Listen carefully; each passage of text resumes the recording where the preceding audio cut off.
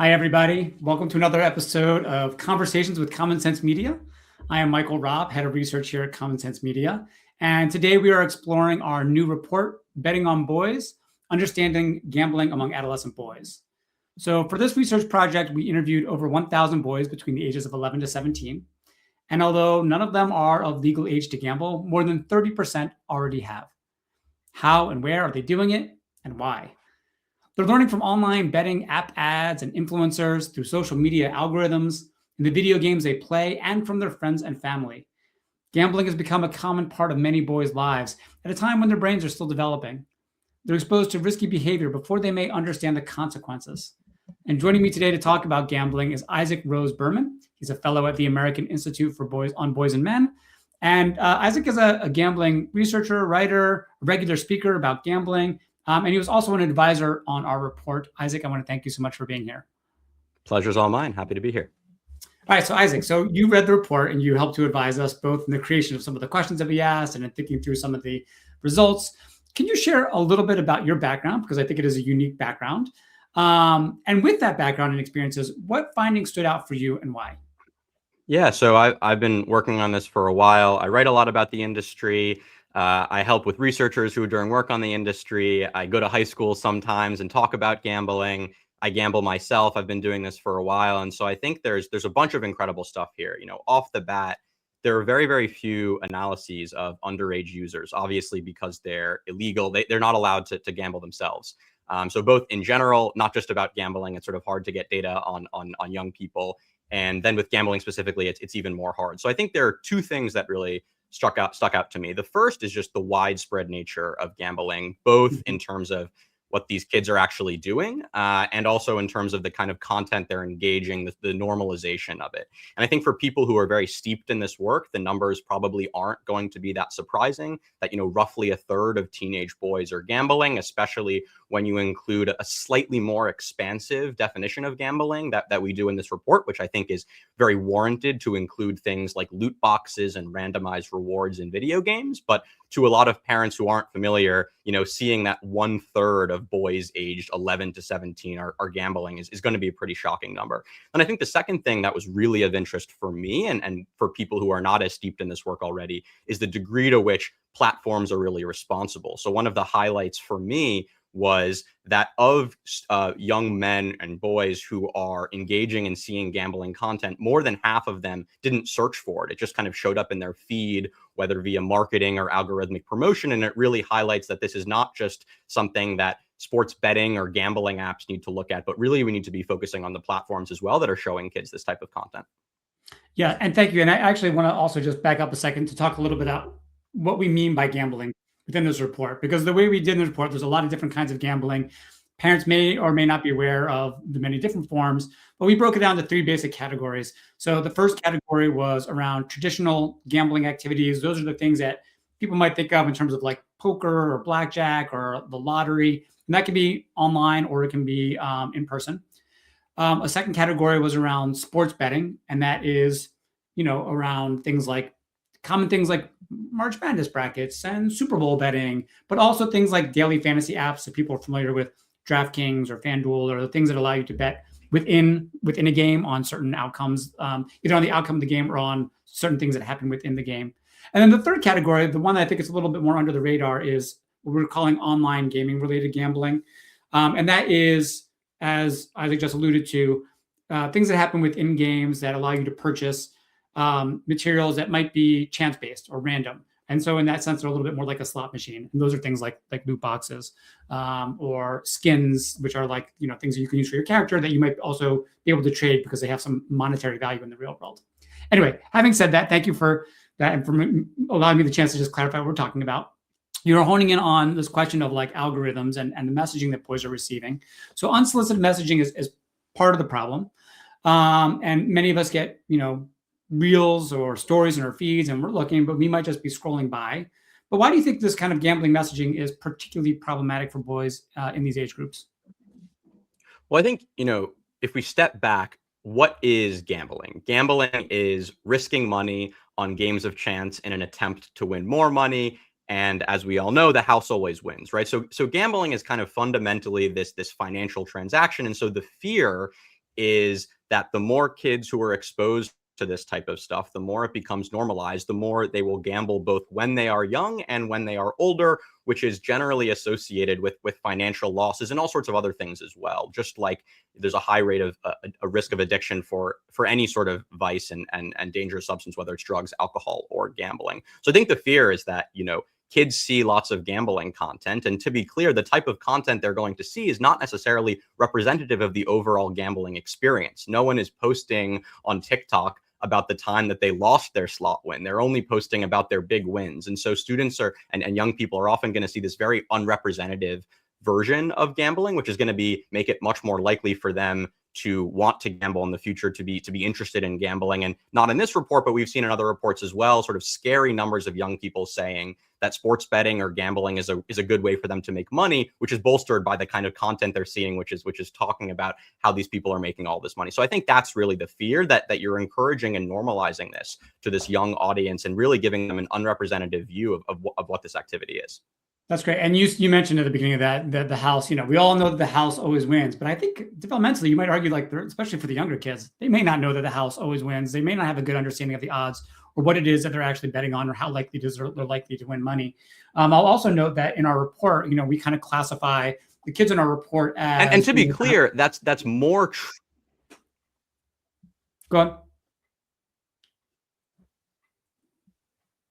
Okay, so one of the things I was also just going to key in on was that we classify between higher loss and lower loss gamblers in our report. And those higher loss gamblers, those who are spending more money, more than $50 a year on gambling, those are the kids who are also more likely to cite winning money as a motivation, as opposed to, like, I'm just doing it for fun. Because I don't want to demonize all kids, and say that, every Super Bowl bet that you make or March Madness bracket that they do with their friends is bad. But there are those kids, I think, the smaller subset, who are doing this and spending more money, and more frequently, who I'm a little bit more concerned about. Can we just talk a little bit about online gaming just for a moment? Do you think that online gaming is blurring the lines between play and gambling? Yes, completely. This is sort of a nature of video games now. If you look at the sort of price of video games over time, they haven't gone up that much because the business model has transitioned into more in-game purchases. And often those in-game purchases are chance-based because you're more likely to get people to buy something if there's, a small chance of them winning something big than sort of guaranteeing them some sort of specific reward. So it really has blurred the line between gaming and gambling. And it's also true sort of for gambling and investing as well, not necessarily for these young people, but more generally what the sort of marketing and advertising that they're seeing, which is presenting this as a way to win big. You think about like Robinhood and the gamification of investing more generally. There's lots of misconceptions that people have about different types of financial transactions and sort of whether or not they're expected to win in the long run, whether or not they might be a good idea. Mm-hmm. And like loot boxes specifically, because I think people might be surprised, when you say like a third of kids in our report say that they are gambling, the highest percentage of those are those kids who are spending money on through gaming. It's not sports based. I mean, kids are doing sports based gambling and traditional gambling, but those are not the highest ones. It's the gaming ones. And I think one of the things that we try to articulate in the report and that I've seen in other research about this topic is that, like you said, it kind of normalizes the processes of gambling. Like I am spending, like if I am a player in Roblox and I want to get a special item that is going to be, allow me to advance higher, faster, farther than other people who I'm playing with, I might invest some money in a loot box that gives me the chance of getting something good. But if I don't get it, maybe I want to invest even more money for another chance at getting it. And it is like, it's like pulling the handle like you would do in Vegas or something like that, because like maybe the next time I'll hit it bigger, I'll hit it bigger. And I think maybe parents aren't quite aware of how that works or how that might affect, like I said, like you said, the kind of normalization of what gambling is. Because I think it's really easy to recognize when you see it in like sports. Yeah. And to be clear, I think the numbers are not particularly striking to me. Like even in terms of how much people are losing, right? These kids are losing, right? So I don't think we should see, talking about a kid losing $60 or $70 a year. That's not a huge sum of money, but at least I remember when I was 13 or 14 years old, like I didn't have much disposable income, right? So I don't think we should think about this just in terms of how much money they're losing right now. But as you said, the way this is being normalized later in life when they have much more disposable income, what does that mean? If you're gambling every day for, $1 when you're 13, presumably when you turn 21 and you get these things legal or you get access to other ways to gamble before you're 21, when you do have that disposable income, you're going to end up gambling a lot more and losing a lot more. Yeah. Yeah, that's right. And the kind of going back to this kind of higher loss, lower loss, like, yes, you're right. $50 is not a ton, $70. Well, depending on what family you are, how much money you have, it might be a lot to some families and to some kids. But I don't also want to obscure that there's a pretty big tail end on that. We're like, yeah, some kids are spending 60 or 70 bucks, but there's a small percentage of kids who are spending much more than that per year. And like similar to other kinds of addictions, like you have to worry about those kids because they are the most vulnerable and maybe the most, they're probably the ones who are also receiving more of the video content, the streaming content. Those are kids who are also more likely to be spending without their parents' permission or awareness. So, we asked a subset of kids whether where do they even get the money to do this? And those higher loss kids are much more likely to say that they are using their parents' credit cards without permission. So you often speak at schools and with students and with lots of groups about gambling. Why are you taking the time to speak out? What is your main message for these groups? Yeah, I mean, I think gambling is an incredibly dangerous activity that, as we've talked about, has been incredibly normalized, right? So kids are, whether or not I go talk to students about gambling, they are going to see gambling when they turn on their TV, when they watch sports games, when they, turn on YouTube. They're going to see the marketing, they're going to see the advertising everywhere. And so what I'm just trying to do is really give them of what this activity is. I'm telling them basic things about the math, right? Here's why you're expected to lose. Here's what you need to know about these companies and sort of how they're trying to trick you into losing more money, the sort of psychological tricks that they use, and all of these sort of things to basically just provide some counter messaging to, them seeing LeBron James and Peyton Manning on their TV, telling them to sign up to DraftKings now, they're going to win big and everything is great. How do the kids respond when you're talking to them? Like, do they seem aware, or are they like, yeah, I'm aware, but they're not really actually thinking about the consequences? Like, have you gotten any really good feedback from kids about like, I wasn't thinking about it this way? I think people would be shocked the degree to which this is normalized, especially among boys in high schools, right? Like when I go to high schools and talk, all the boys are gambling, or if they're not gambling, their friends are. They're very familiar with this. So I think some of the messaging that I give, they're not aware of, particularly around sports betting. One of the things I like to say is, no one's going around showing their friends their big slot win because everybody knows that that's all luck. But when it comes to certain types of gambling, whether it's sports betting, some forms of sort of the gaming gambling as well, when you talk about loot boxes, there's this sort of illusion of skill at times. And that's what can get kids in a lot of trouble because they think, I know my team better. I know this video game better, all of this stuff. And that potentially means they're going to be more likely to get in trouble and to gamble more. And so a lot of what I do is basically dispelling all of the myths that they have. Often it happens around sports betting because that's the most salient one, but around other forms of gambling as well, just explaining to them, look, like all of those reasons you think that you're actually going to come out ahead, they're all wrong. Yeah. It's interesting. Like your background is so interesting for this project, right? Because you said you're a gambler yourself, right? And I don't know to the extent to which you still gamble or how much you gamble, or maybe you still do, and you're taking very care. I don't know. But like, at what point did you decide, like, yes, I am a gambler, but this is a message that we still need to take out there? Like, how did you make that transition? I think it's a pretty natural transition. As like I've gambled for a long time. I still gamble. And so I'm just very acutely aware of the harms of this and the misconceptions that people have, especially when they were younger. I wish when I was a 17-year-old gambling that I knew a lot more about gambling. Right. And I think there's just the incentives are not there. Right. There's not really much money in someone telling kids not to gamble or to, gamble safer and lose less money. And so I think it's just being acutely aware of all of this stuff and really just being frustrated with the industry and, influencers out there who are peddling all of this garbage, frankly, to just try to, provide that counter messaging so kids receive an accurate depiction of what this activity is. And to be clear, my message is not don't gamble, right? I don't think that, 13, 14-year-old boys should be gambling. But I think you just need to be aware of the activity that you're doing, and the reality is they're going to be doing it anyway. So we should make sure that they have an honest view of what this activity is. Yeah, I mean, I have two kids, right? I have a 13-year-old and 11-year-old, and they're both like interested, certainly in betting activities. And the 13-year-old especially, has had, like a poker night with friends. It's like, the most informal poker game where it's not Texas Hold'em. It's like every variation where you put the card on your head and whatever, the craziest variant, but they enjoy like the kind of fun of betting for like $5, whatever. I think that like, I want to make clear to parents or to people who are watching, like, there's that.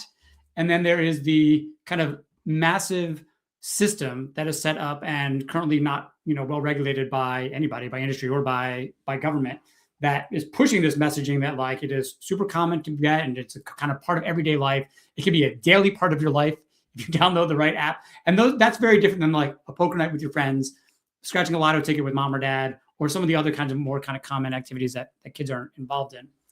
But no, I completely agree. And I was just going to say, and I don't want the takeaway to be, gambling has necessarily ruined sports and video games, and so you shouldn't let your kids ever watch sports or play video games. Even the games which sort of have these gambling mechanics integrated into them, they are sort of important parts of many boys' social lives. I just think we should think about it in the same way that maybe we do alcohol, for example. So a lot of parents will understand that, it's probably not great if your kid never has a sip of alcohol and the first time they try alcohol is at some frat party in college, and that there's going to be a lot more dangers when they're kind of just thrown into the deep end. Now, to be clear, I'm not saying that means you should give, your 15-year-old son access to a DraftKings account, but it's important to have these conversations early and recognize that kids are going to be exposed to this type of content, this type of behavior. And so, getting those conversations started earlier, maybe exposing them, or if they're already being exposed to certain, as you mentioned, sort of less dangerous aspects of it, so that, when they turn 21, when they're able to do these things on their own, they're not just thrown into the deep end, and they're going to sort of be more prepared. Totally agree. And, in fact, we say in the messaging for the report, like, start these, our report happened to start at age 11. 11 is not a magic age. Like, you can have those conversations before. I guarantee your boys and girls have thought about or engaged with a lot of these systems. And I also want to say, like, this is not just about boys. Like, girls gamble too. And certainly, like, in the online gaming space, there are a lot of girls who are also, part of that financial market where they are spending money on things that may or may not get them what they want, depending on what kinds of random chance-based items they are trying to buy. But so, I'm thinking a little bit about, like, yes, we don't want to demonize, but also, like, what is the balance? To that end, like, what do you think government's responsibility is? And separately, what do you think the gambling industry's responsibility is to protect kids, and how do they do so? Yeah, I mean, I think there are things which should be done, both around gambling in general, but specifically to protect kids. And theoretically, these are things that could be done by gambling companies, but companies generally aren't great at regulating themselves. So I'm partial to saying, okay, we should have the government, legislators, policymakers do certain things here. So I think the number one thing in my mind really is about marketing. Right. We don't see Joe Camel on TV. You don't see tobacco ads. Alcohol ads are incredibly regulated. The same is just not really true for sports betting and for all sorts of all online gaming. Right. And so it's really important that kids are not being shown this unrepresentative version of gambling. We have truth in advertising laws. A lot of it is just how can we apply that to gambling. The other thing is, for cigarettes and tobacco, the rule is, if you can't show ads to an audience where a large number of it is going to be underage. And it turns out that, most audiences, especially on TV, have a large percentage of underage users and viewers. So you just can't advertise it. I think that's probably the case, right? Like that should be the case. It's simply not possible right now for a 13-year-old boy to watch sports without being inundated with gambling ads. And that's a problem, right? Whether the onus there is on the gambling companies, it's probably not going to come from them. So it really has to come from either the broadcast networks, the leagues, or really just government. So I think that's the number one thing. There are other things as well. A 13-year-old can't sign up for a DraftKings account. So a lot of these companies do pretty good know your customer laws to prevent underage users from signing up. But there are still ways that, these users can get access to accounts, whether it's kind of illegal sites that should be cracked down on more by regulators, Or as we talk about video games, there just hasn't really been a push in the US to regulate these gambling mechanisms in video games in a way that a lot of other countries actually have done. There are precedents for, cracking down on loot boxes so that 13-year-olds aren't just playing slots in their video games. So let's take this into the real world, right? The Super Bowl is coming up this Sunday. The Golden Globes just happened. I've seen, certainly during the Golden Globes, they were advertising odds of winners during the broadcast. I expect during the Super Bowl, I don't know exactly what it's going to look like, but I know that there will be, for sure, some gambling related commercials for, different platforms that offer gambling services. What do you think about them like offering gambling odds on screen during like a game, or like the percentage, like likelihood of a play happening? All these things that are kind of becoming interwoven into the regular viewing experience for a general viewer, including a large underage audience. I mean, I think it's ridiculous, right? I mean, I think it's fair. I think we are going to look back at this in 5 years, hopefully less, and be like, what the heck were we doing, right? I mean, and even something as simple, for example, as having a non-gambling broadcast, right? How is it possible that if I want to watch the Super Bowl with, my 13-year-old cousin, I'm not able to do that without him being inundated with gambling ads? It just doesn't make any sense to me. And I think it's a fairly obvious fix. You can have a non-gambling broadcast option, or, even if it's only for major games. You mentioned the play-by-play, but it's also the announcers, it's the commercials. It's, if you watch any sports media or you listen to any podcast, it's going to be sponsored by a gambling company because that's where all the money is. And so you really just need to align incentives. And that just comes from regulation because companies are not incentivized to do it themselves. Yeah, you shouldn't. I mean, to my mind, like you shouldn't need to have a wholly separate stream to enjoy the game. I think Nickelodeon runs like a SpongeBob version of the Super Bowl. Like parents should not have to rely on the SpongeBob version of the Super Bowl for their kids to be able to enjoy a football game. It just seems ludicrous to me. So let's turn to parents, right? So we talked a little bit about government, a little bit about gambling industry and how they are not really incentivized to regulate themselves. Parents, a lot of this comes to parents, which I think is unfair in a lot of cases. And that's often true with technology. People just put a ton of burden on parents and just say, personal choice, have at it. But in this world, for how we are living right now, like what do you think a parent's role is in protecting their kids? So first of all, I just want to say it's a really, really hard question. I am very young. I don't have any kids of my own. And I don't want to be in a position of telling parents, this is what you have to do. Obviously, there are lots of ways to parent. And just to go back to the example before, I've spoken with parents who take sort of a full abstinence approach where they don't want their kids to gamble at all. Whether that's, loot boxes, any of this stuff until they turn 21. And then I've talked to parents who, take a more gentle approach where they, I've talked to very good parents who have, placed sports bets with their 15, 16-year-old sons because they believe that these kids need to understand the activity. They sort of highlight the losses, and the idea is that you want them to sort of grow. And so that by the time they're of age, they're familiar with these products. So I just want to be very clear off the top, not saying you have to do anything. And I don't want to judge any parents for sort of the approach they take, because these are very difficult topics. I think that the one thing that I would say that's universal that can and should apply to all parents is you should just have these conversations, right? Whether you think that the kids should be gambling and all, they shouldn't be, you should talk to your kids about what they're doing online, what they're seeing. To be clear, of course, that doesn't only apply to gambling, but for boys, they're going to be familiar with a lot of this content. And, as we highlight in the report, a lot of the times kids are seeing this not even because they're going out of their way to look for it. It's just showing up in their feeds.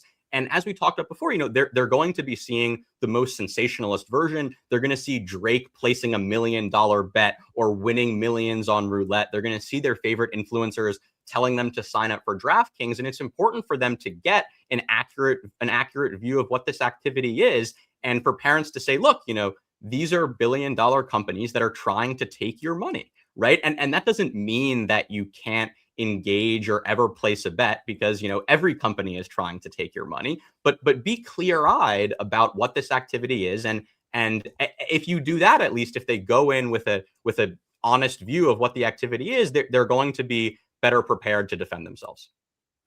So we talked a bunch about like how inundated kids are with all this messaging, whatever. Just take a step back to think about boys in general. Why do you think gambling and gambling messaging resonate so strongly with adolescent boys? I mean, I think it's fairly simple. Gambling is really fun. And that's one thing that I talk about in my speeches. I'm not saying that this activity is not fun, right? And risking a little bit to win a lot, which is the primary way that most people gamble now, whether it's sports or anything. Even these loot boxes in games, the vast majority of the time the kids win nothing, and then 1 in 100 times they'll win some super rare item that's worth a lot. So the thing is not denying that it's fun. And when you talk about boys in particular, a lot of the allure is not only the rush of winning, but also sort of the way it gets at their ego, particularly for these sort of more skill-based games like sports betting, where you get to feel really smart. It's not just that you got lucky, but this team, this game better than anybody else. And so boys, they're risk driven.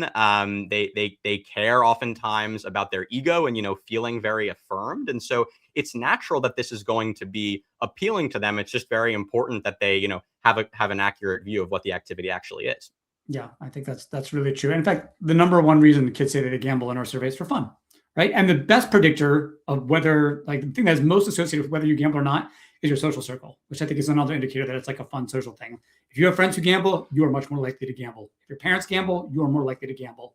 And I see it as like there's a fun bonding thing between friends, and it can be a fun bonding thing between parents, between a dad and his son. Like, we're going to bet this together. Like that can be fun in the right context. So, okay, but this has been a really interesting conversation, very fascinating. Can you, I want to leave our audiences with takeaways on how they help their kids right now. Can you share some red flags or warning signs that parents should look out for and what they should do if they see those signs when it comes to gambling? Yeah. So I mean, the first one is just money, right? If someone is generally having a problem with gambling, often it is going to happen, financially, right? And so where is that money coming from? To be clear, this isn't to say that you can't have problems with gambling if you're losing a little bit, but if your kid is spending strange amounts of money, that often is going to be a sign. Where are they getting that money? Most kids don't have jobs, right? So whether, it's monitoring your credit cards or debit cards or being careful about the kind of login information that you've seen. I've talked to parents who gave their kids their debit card for kind of whatever games and then didn't realize that they were using it for gambling related purposes. And so just being cognizant of how that spending is happening. There's a lot of ways to sort of monitor your spending online. You can, literally plug in your credit card statement, or not that you should necessarily do this, but give it to ChatGPT and say, are there any gambling related things, to sort of take the onus off of the parent from actually just going through and meticulously looking at every one. The second is just levels of stress. Obviously, teenagers and teenage boys are going to be stressed for a lot of reasons. But really, gambling is a difficult thing. It's often called the silent addiction. So I think you got to have conversations, talk to them, and make it clear that it's not only about gambling, right? But sort of any ways in which they are spending money in games, out of games, and say, hey, you're playing this video game a lot. Do you ever spend money on it, right? Because a lot of kids, just like a lot of parents, might not equate loot box spending or fantasy sports spending to gambling, when in reality there's a lot of corollaries there. And so it's important to sort of broach the conversation, not necessarily from a stigmatization standpoint, but just, hey, let's have these conversations. What are you doing? What are you spending your money on? What are you seeing in these games? I wish I had a better answer, but it's a really that was a really good answer. I don't know how much better we would get than that. Those are some great warning signs for parents to look out to. We are unfortunately out of time. I want to thank you so much for your answers and sharing your background with us. Actually, I think is so interesting and actually provides additional insight to people who are not as familiar with the gambling world. And I want to thank all the viewers for coming to A Conversation with Common Sense. Be sure to check out some of our other conversations on YouTube. And with that, I want to thank you, and we'll see you next time. Thank you so much.